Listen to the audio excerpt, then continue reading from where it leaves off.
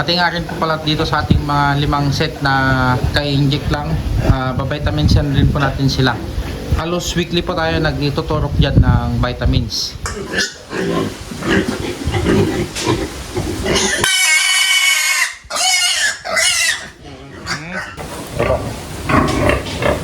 Ayan. Respicio 1 anti-hog cholera vaccine. Ito nga po pala yung mga i-injikan natin ng anti-hog cholera vaccine ngayon, ano? Ang lalaki na din, no? Ay, mga nagre-range na po ito ng mga 25.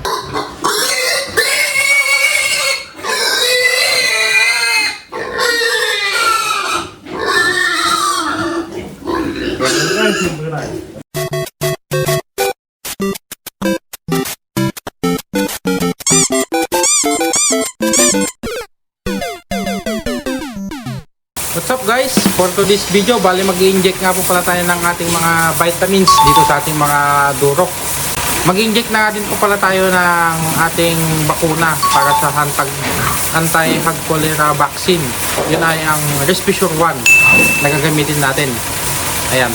So tara, samahan nyo po kami at mag-i-inject tayo.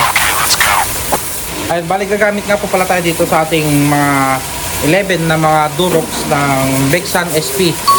Ayan. So nagkakahalaga po siya ng 670 pesos. Tapos syempre marker, gagamit tayo ng marker dahil yung mga yan is magkakakulay, mahirap. Hindi natin ma-identify kung sino na yung mga na-injikan natin. Tapos gagamit na din po tayo dito ng 10 ml na syringe gauge 19. Ayan, pang biik nga po pala siya. Ayan. Tapos syempre gloves para mamaya sa ating bakuna sa hog cholera vaccine. Ito nga po pala yung nabili natin, ano? Ayan. Itong Respicio 1 para sa anti-hog cholera vaccine. Ayan, 20 ml po siya, 10 dose. 10 dose kasi per head po is 2 ml. Kahit ano pong size nila. Malaki o biik. From inahin, biik. 2 ml lang po yan ang pwede nating i-inject sa kanila. Wala na pong iba. Kaya pag 20 ml, 10 dose lang po siya. Ibig sabihin, 10 na biik po yung kaya niyang i-injectan nun. So, meron din pong nabibiling 100 ml, pang 50 dose naman po yun. 5 ml na syringe. Ay, nabili po natin to na 800 pesos. Ay, sa may bandang Kusurubyo. Yun po is para mailayo po sila sa mga anumang sakit. Mga virus. Sa ASF naman po, iba naman po yung bakuna para doon. Ito is para sa mga lahat na flu, ganun na yan, mga vaccine niya, sipon, ubo-ubo, para maiwasan na yung mga pneumonia. Ayan, maiwasan po yung mga ganung sakit. Tara, umpisan na po natin.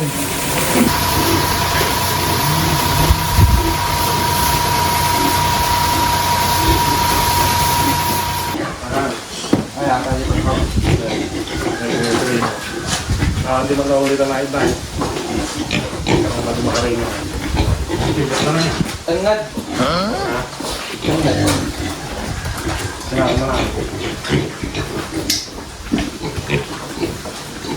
Mana nga ang editing natin lang. Nakakabel dito, hindi...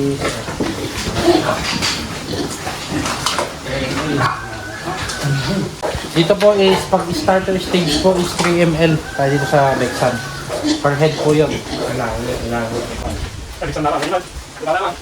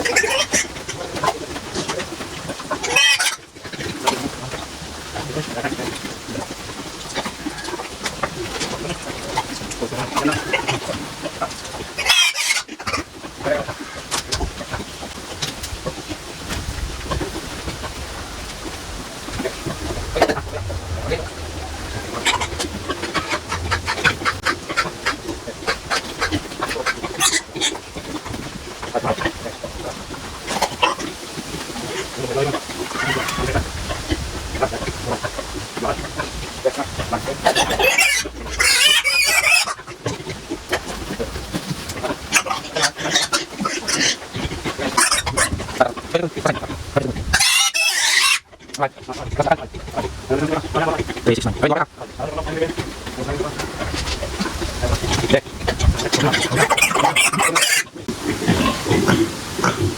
baset, natong ba?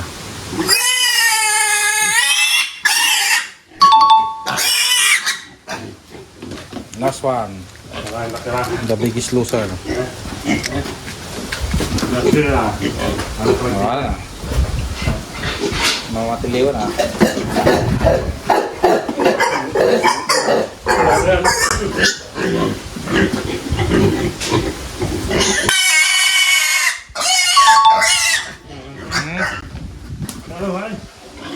Yan.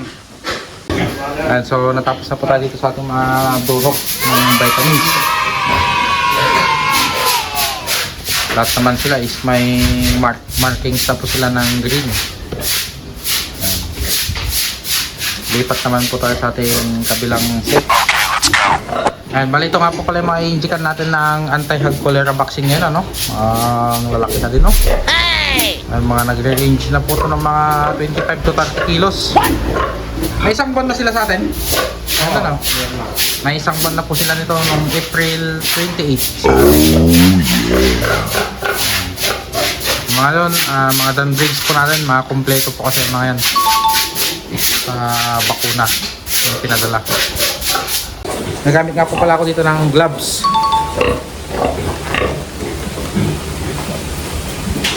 Dapat po huwag niyong ikakalat ang tool nitong Respissure 1 dahil live virus po ito.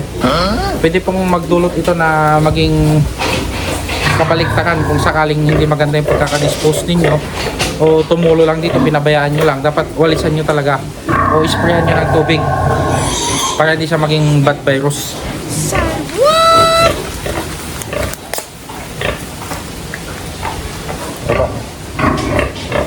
Ayan. Respissure 1 anti-hog cholera vaccine.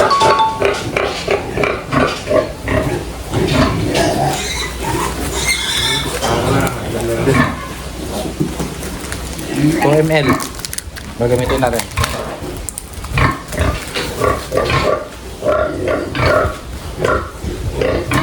Isa lang ang mga antag. Nanti salah irang mana ini.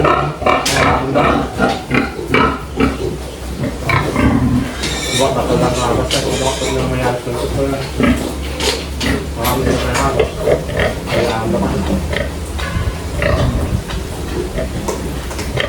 Ayan, 2 ml lang po talaga tayo ha. Hindi po tayo pwede sumobra dito sa 2 ml. Ayan, 2 ml. Okay, well. Sa leg po tayo mag-inject. Oh no!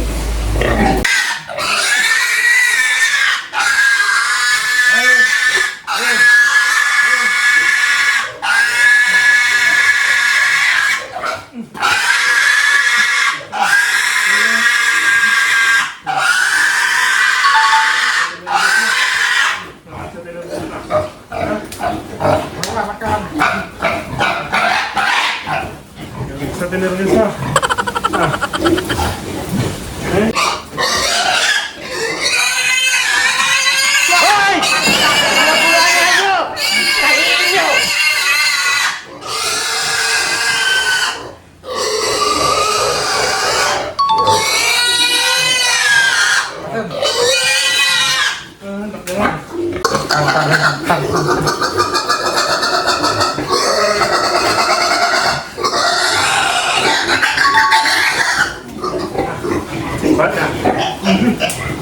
Brownie kan ko lang na. Matalis ka eh.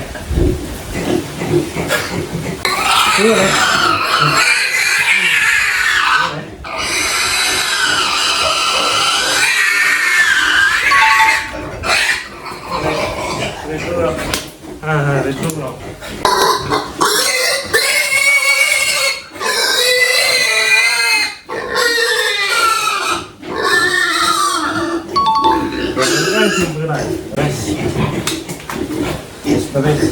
Ayan, bali natapos na po pala tayo nagbakuna dito sa mga to. So dito naman po is mag-vitamins naman po pala tayo dito gamit ang Norobet na vitamins. Itong Norbit naman po ang ating gagamitin para dito sa ating mga set ng mga Danbridge na 5. Pati nga rin po pala dito sa ating mga 5 set na ka-inject lang, vitamins yan rin po natin sila. Halos weekly po tayo nagtuturok dyan ng vitamins. Yan ang nakalagay po dito sa ating dosage. So pagka piglets up to 20 pounds or 9 kilograms, 0.5 ml to 2 ml. So ibig sabihin po nito, ang minimum nito is 9 kilograms. Yun yung minimum na 0.5 ml. So ito, mga estimated po natin is nasa 25 to 30 kilos na po sila. So mag-inject po tayo sa kanila ng 2 ml. Ganon din po dito sa kabila.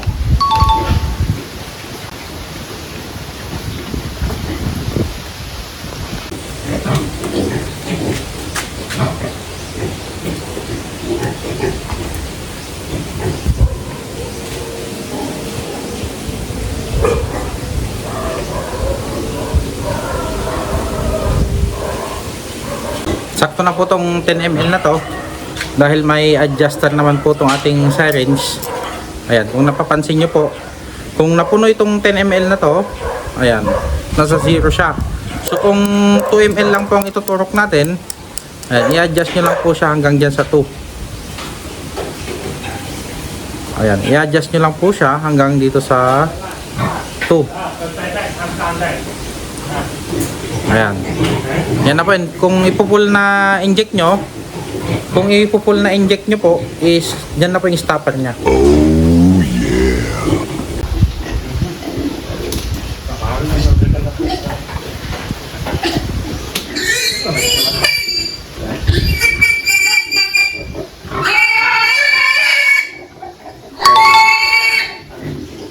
Ayan, nakabakate.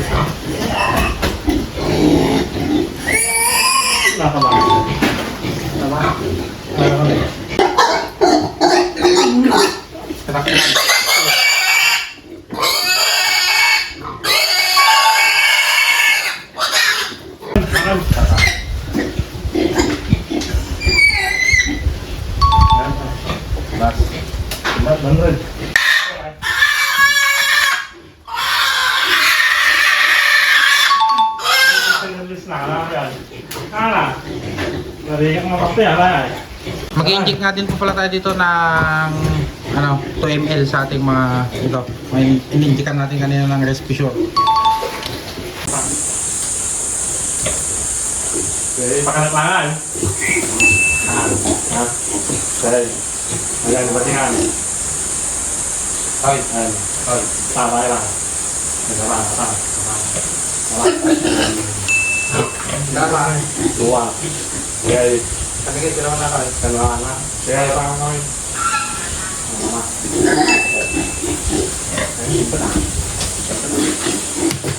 Padagay. Ayun, gano'n na ako. Tapos, Lahat mo na. Napakasama. bakit may iba? Kanigay ka naman. Kanawan na. Ay. Sabi ka lang. Kaya ba ako yung nag-pagtut mo?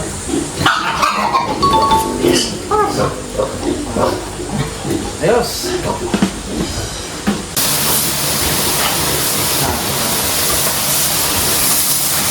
Dahil may tumulo po tayo na kaunti dito kanina sa ating hog cholera vaccine. Sprayan lang po natin, lilinisan lang po natin ng kaunti. Tip nga po pala pagka mag-inject po tayo ng ating hog cholera vaccine, panatiliin po na dapat sila ay malakas, yung mga wala silang sakit, walang nanghihina, walang mga may sipon pagka nagturok po tayo ng ating hog cholera vaccine. Dahil ang live na bakuna is parang medyo makakaramdam po sila ng kaunting panghina sa katawan, o may times na baka lagnatin din sila, parang sa tao din po kung magbabakuna po tayo ng yung sa pang COVID dati. So may tinuturok po sa atin ng bakuna, so sasabihin po nila na makakaramdam po kayo ng pagkasipon ng kaunti lang, ganyan, dahil effect po yan sa bakuna na pag-inject po natin, para sa susunod pagka naka-adapt yung ating katawan ng mga virus, hindi na po ganoon ka lakas para tumama sa ating mga alagang mga baboy, yung mga sipon o sakit na yung mga yan. So dapat malakas po sila pag magtuturok po tayo ng Respiture 1 na bakuna. Ready yung mga cell nila o yung katawan nila na mag-adapt ng good virus. Sir, what? That's it for today's video. Keep on watching and subscribe!